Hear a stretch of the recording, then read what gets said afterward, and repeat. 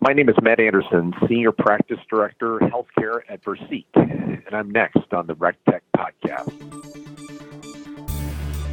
Welcome to RecTech, the podcast where recruiting and technology intersect. Each month, you'll hear from vendors shaping the recruiting world, along with recruiters who'll tell you how they use technology to hire talent.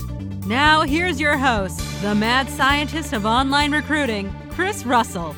Yes, indeed. This is RecTech, the only podcast that helps employers and recruiters connect with more candidates through technology-inspired conversations. Our mission is to teach you about the new tools and tactics for finding talent online. Today's show is a recruiter edition.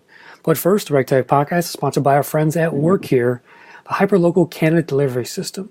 So what WorkHere does is they target candidates with GPS precision through their geofencing ad platform.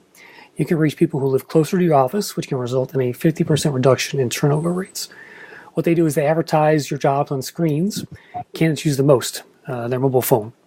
They target candidates who live near your company's locations with messaging that is delivered into the social and mobile apps that they use most often.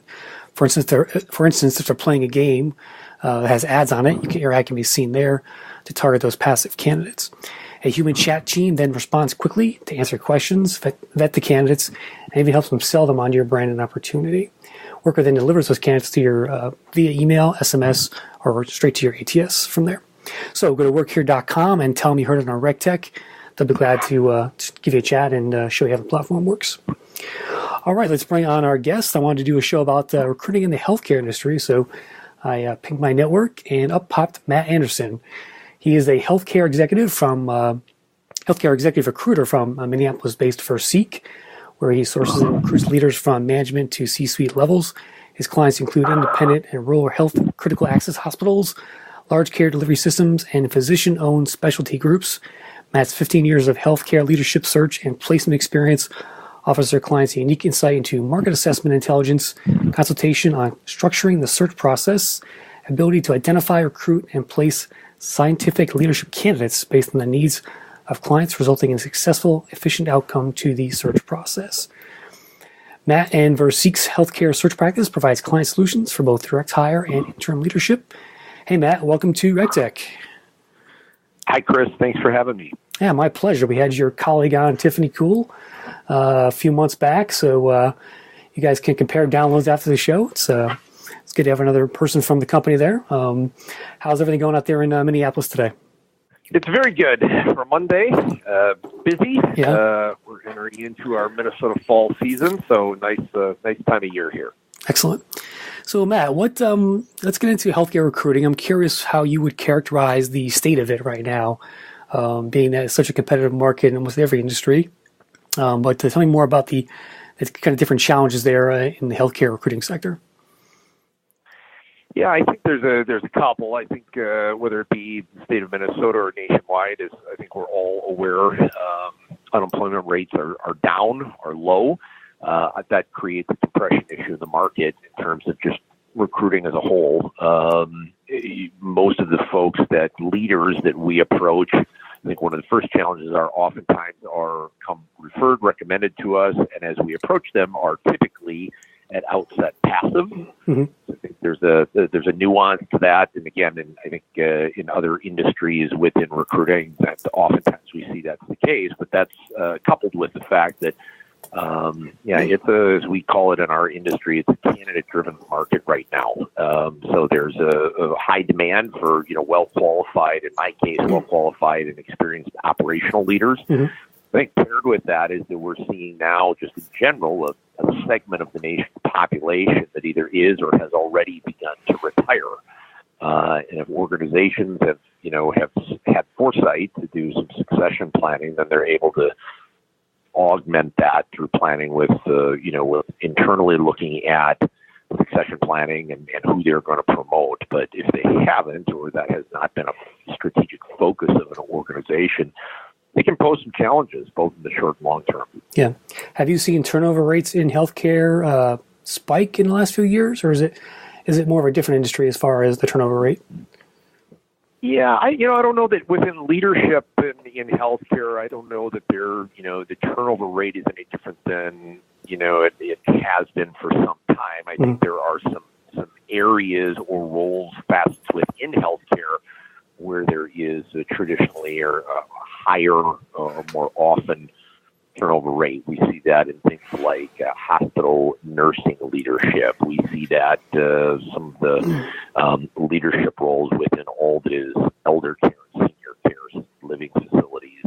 And some of that is just based on, the operational responsibility of those roles. We hear oftentimes, there's an enhanced expectation with less in the way of resources to do the work. Mm-hmm. And we also see that, again, the market is competitive. So it gives those highly sought after roles and candidates opportunity to consider other things. Yeah. I'm curious, what are the healthcare leaders telling you about sort of the frontline workers, the nurses, the CNAs, the physician assistants type roles in terms of filling those things? You don't recruit for those, but tell me more if you know anything about what they're experiencing, kind of the pains they're experiencing there. Yeah, great question, Chris. I mean, I think in my 15 years of doing this, that those areas that you mentioned, nursing and mid-level providers, I mean, that they've always been highly sought after. There has always been, although again, as you mentioned, I don't do much in the way of staffing, but I do a fair amount of work in the recruitment of advanced practice, nurse practitioners, physician assistants, that they're what they term a physician extender.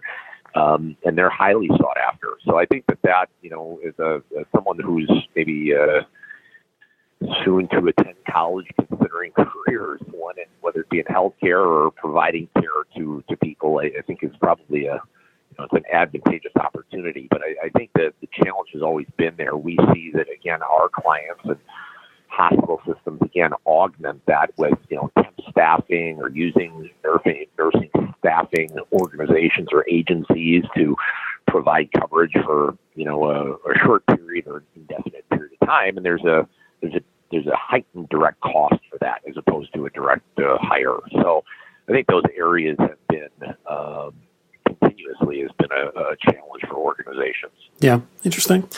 I've got I met a nurse the other day who's from Canada, but she's been here in the States for like 10 or 15 years, just working on a visa. And she said that at the hospital she's at has also some Filipino nurses as well that came over on visas. How common is that in the nursing arena? Yeah, of those that are coming from other countries, I don't know that I see that as much in nursing. We certainly see that and have a great deal more with physicians. Like nursing, there's a demand for new doctors. Yep. And you couple that in areas that are of, a smaller, if not rural population. That's a challenge. It's one thing to get whether it be a nurse or a physician to an area, suburb, or inner city that's highly populated, but those that, are outside of a, metro area, that poses a bigger challenge. So there's some incentives to recruit, those folks that maybe are not from the United States to come here to get education with an understanding or agreement that they would initially go and practice in those areas for a set period of time, 3 to 5 years. So yeah, that is I have seen again with physicians and providers that's at times can be commonplace. Yeah, interesting. I'm curious. You probably met a lot of doctors in your recruiting travels over the years, right? Correct. How do they job hunt? How does a typical doctor go about looking for a new job? Do you know that answer? Yeah, and my work with physicians is probably more so in the recruitment of physician leaders, like a medical director or a vice president of medical affairs. But, again, because of the demand, whether it be as a new grad, a resident, a fellow, oftentimes the reality is those opportunities find them. Yeah. And some of that is, is just by way of where they completed a residency or a fellowship. Again, Bruce, you bring up a good point. I mean, highly sought after individuals. There has been and continues to be a shortage of providers as a whole. So I don't know how proactive a resident or a fellow necessarily needs to be. I think that, again, they fall into that category of a candidate-driven market.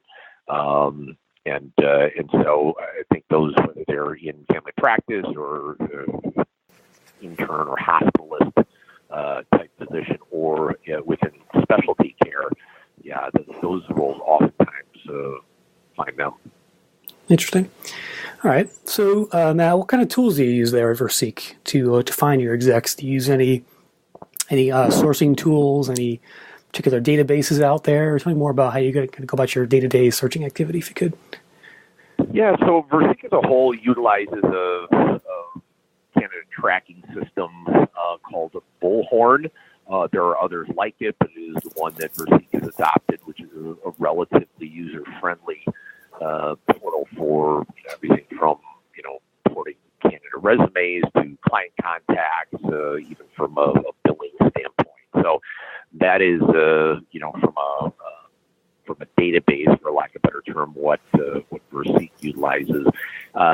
We are very fortunate and unique here that Versique owns a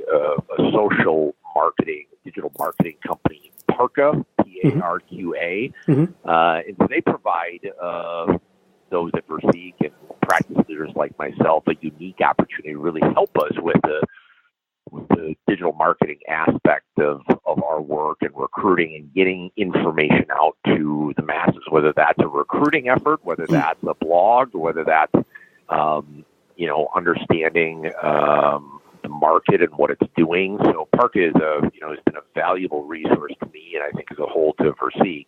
Other tools utilized are certainly things like LinkedIn for me, and admittedly, I'm probably a little behind Chris in the times, but mine is through the 15 years of experience, although not terribly glamorous, is still old-fashioned networking. Yep. It is based and predicated on long-term relationships with both clients and candidates. And oftentimes that kind of quote-unquote passive candidate that is not looking and is not utilizing, LinkedIn or some of the other job boards, that is oftentimes how I'm made aware of talent that I wasn't prior. So a lot of it is just through developing relationships and trust established over a period of time. But I do see that, the industry has and continues to innovate itself. And so I think the utilization of a number of different resources as to an extent a bit of a catch-all, probably a good approach, utilizing a number of different ways to go about connecting with people. That's cool that you have your own kind of digital agency there to work with. So they'll do things like, create job ads or campaigns for you to target certain individuals. Absolutely. Nurturing campaigns. Yeah, it's an incredibly unique and helpful resource to have. And we really kind of tailor those efforts, those digital marketing efforts to, either the individual recruiter's need or the need of the client. So we try to come up with, at times some fun or innovative ways to approach candidates. And the other piece, is also that we have to consider, and others like us, is the demographic of the type of thing that you're approaching. You have the millennials, and you have Gen Ys and Gen X, and even baby boomers. So how you go about making that contact and spurring on, some motivation, some interest is somewhat case. Gotcha. Are there any healthcare job boards you've found useful at all over the years in terms of a few names like, Healthy Careers or some of those types of sites? Have you guys tried that at all? Does it work? As a practice, I have not. It's not to say that others haven't. The Career Builder, the Monster, I don't know that personally that I've had a great deal of success with that. But again, by way of, our even Versique has a website. So we post a number of things on there, but one of them are the jobs that we're working on for clients. And then where Parqa then takes that information, getting out, into digital marketing, into social media, that piece again has proven to be pretty helpful. But in terms of job boards, not a terrible amount. Yep. Okay. I'm curious, what advice might you have for, let's say, a hospital or a doctor's office who's recruiting, these frontline healthcare employee roles such as nurses, CNAs, things like that? What one or two tips might you give them to recruit better, if any? Yeah, I think it's it's kind of like anything, creating a good, but I think also a relatively unique value proposition of why you would want to come there. I think we're seeing that there has always been the emphasis around an organization's culture, core values. You know, if you get into healthcare, you get into it ideally for the sole intention of whether it be directly or indirectly, giving great, consistent, high quality and safe care to patients. So then how do you delineate? How do you separate yourself from others? So I think it's, you know, whether it's talking about the history of the practice or the history of the organization, but also within healthcare, big word right now and has been for some time is innovation. So how are you providing care and access to patients in a way that is maybe altogether unique from others? Yeah. By the way, Matt, how did you get into healthcare recruiting? Where did you get your start from? Great question. Entirely by accident. I don't know that I don't know that I don't know that I've ever ran into a recruiter who said, you know, as a little kid, I had aspirations one day of becoming a recruiter. Certainly, I didn't. Some of that was simply by way of I had been in an entirely different career prior and had done some studying a little bit on industries and markets, and if I was to make a transition where there were things that, again, were always evolving and changing, in an industry that had really some continued opportunity over the years. So, there is all different forms of healthcare and healthcare sales and consulting, and so this was really by way of, just as I mentioned, age-old networking. And so I had admittedly had inquired and applied for different kind of healthcare sales jobs, and fortunately this worked out. And I originally 15 years ago was really hired as just kind of more of a someone doing some of the initial sourcing, some kind of market intelligence, something that kind of at the outset or inception of a search. So I was hired to do a lot of research, and through a period of time, some hard work, and certainly some luck, things evolved from there. Yeah, and as we talk, it doesn't strike me that it seems like in your space anyway, it doesn't seem like recruiting has changed that much from kind of just an activity standpoint. Would I be correct in saying that?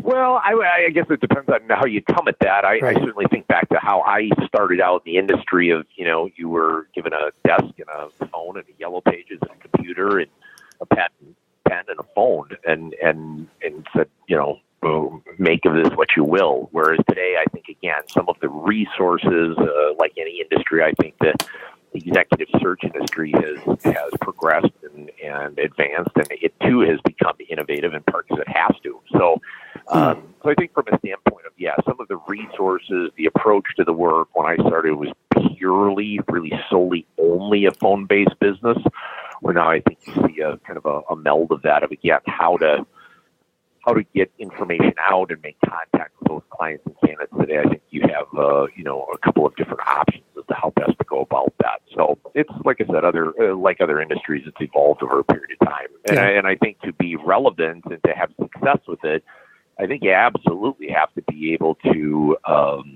utilize all that, not subscribe to purely one method of how you approach this industry. I think, utilizing some of the things that are now out there that we've already discussed, I think is no pun intended, is a healthy approach. Nice. Well, let's take a reset here, listeners. We're talking with Matt Anderson from Versique, but I want to mention our other sponsor today, which is HireTool, the recruiter's best friend. HireTool's had some big moments this year for Nintran and his team over there. They were featured in Forbes. They had a big write-up in VentureBeat about their recent round of funding, and they even won Product of the Year in the Business Intelligence Group's big awards for business. So HireTool is an AI-driven sourcing tool, if you haven't heard of it yet. It's powered by a proprietary AI matching engine, which enables recruiters to find and engage the right people with the right skill sets up to 10 times faster. Their platform converts unstructured data from more than 700 million profiles across 30 different platforms and the open web into rich, holistic profiles. And then they can help rank them by how well they match the requirements of your job and adjust those rankings for the next round of candidates based on user interactions, creating a proactive talent pipeline that grows more precise over time. So find them on the web at hiretool.com. That's HireTual.com. And make sure you told me you heard it on RecTech. So, Matt, we're approaching the end of one year and heading into 2019. I'm curious from kind of a planning standpoint, either you or maybe in Versique, if you want to talk about them a little bit, what are you guys planning to do differently in 2019 to make more hires? Yeah, I think maybe I'll start with just healthcare as a practice here at Versique. I think it is constantly trying to redefine ourselves. I think it's a challenge to bring to market that you're a healthcare recruiter. I think to have credibility and to have success, I think you need to specialize. You need to have again different pillars, and so I think that's one of the things that we're looking at is hiring trends. Certainly, where areas within healthcare are really challenged in terms of hiring practices. A good deal of, as you alluded to, my practice the last 15 years has been based on leadership within hospitals and clinics, systems of varying size, as well as physician-led, physician-owned specialty practices. But I think there's other areas that Versique Healthcare will now continue to move forward with, focusing in things like elder care, senior care, med tech, some of the areas where we see some great opportunity and where I think there's going to be some real demand. So from a healthcare standpoint, I think it's, again, continue just to simply branch out and expand. As for Versique as a whole, I think, the value of your organization, our organization, is predicated on the people that work there. So I think it's just the continued reinvestment by Versique in existing employees as well as new employees. Is a fun, fast-paced, growing organization. So I think that the owners, Tony Sorensen and Chris Ollendorf, have every reason to believe that we're going to keep up with that theme of looking at continued growth and how we can, again, leverage that internal experience and talent we have here and how we can bring that to market and really help our clients and candidates. Nice. All right. I ask about stories here on the show, Matt. So I'm curious. I want to hear a story from you going back over your 15 years. Could be 15 years ago. Could be yesterday. Tell me a creative thing you did or something interesting you did to source a candidate out there. Something kind of out of the norm, basically. What comes to mind as you think about your career there? Yeah, and I will tell you, Chris, I don't have anything terribly fancy to share with you. One of the things that I have done, and this maybe reverts back to just maybe consideration of a person's time, is those that that I've had good and productive conversations with over a period of time. But you don't, with certain candidates, sometimes it's been a maturation of 6 months to a year to 3 years to 5 years, an evolution of time of particular leadership candidates. I think, although again, it's not terribly creative, but I think it's more around just consistency that I continue to keep in touch with those folks to understand, how they're enjoying, their current role in their current organization. And I think that, again, I don't know that it falls into the category of being creative, but I think one of the things that we try to talk with candidates about is just continued career development and growth. So I don't have necessarily, I'm sorry, I wish I did. I don't know that I have a sentinel event that comes to mind, but I think it's really an investment in those candidates over a period of time of, when that certainly timing is a part of that, is that there being some consistent and progressive conversation with candidates. They appreciate that. I think that's something that you continue to keep in touch with them. You continue to check in with them. You meet them for a cup of coffee. I think it's those things that resonate probably with leadership candidates more than anything else. So other than that, I haven't taken out any. No, it's definitely ads on. I haven't taken out any ads on billboards, or anything like that, but although not real flashy, has typically been pretty effective. Yeah, no, I mean it's definitely it's a good lesson there, Matt. I mean, just being consistent and persistent with your candidates over the years. You mentioned some of the ways how you do that. I mean, tell me a little bit more about how you do it. Will you, do you go so far as create reminders for yourself to follow up with a candidate? 6 months down the road, a year down the road, will you go that deep, or is it just more? Are you just recruiting locally overall, first of all? Yeah, and I would say that there's an abundance of work that that is done here locally to the Minneapolis, St. Paul, Twin Cities market. But I do as much, if not more, so in outstate Minnesota to the Upper Midwest, five-state area, and then on a case by case basis, working nationwide. So. We try to do our best to kind of notate conversations and the timing around them, and then having some check-in with them over a period of time, whether that's at the 3-month to the 6-month mark, and people go through their own professional or career milestones. They go through things personally, so I think you're just trying to be as mindful of that and try to maintain some consistent contact with them over a period of time. Nice. Okay. All right. Well, appreciate the time, Matt. I got one more question for you. Sure. What advice might you have for a new recruiter joining maybe a company like Versique? What's one of the things you would tell them to kind of get their career started off right? Yeah, I would say that probably as much being in tune with that specialty area, whether you're recruiting healthcare or marketing or IT or engineering or whatever the case may be, finance, being in tune with the market, understanding again who's doing what. We stay pretty plugged into the Minneapolis, St. Paul market and through affiliations with things like the Minnesota Hospital Association and other affiliations. That's helpful. So the opportunity to be present at events, to network with others, I think that's a great way to immerse yourself in whatever kind of specific area of recruiting you're going to be doing is to know who is making moves, and we've seen a lot of consolidation of organizations, a lot of integration.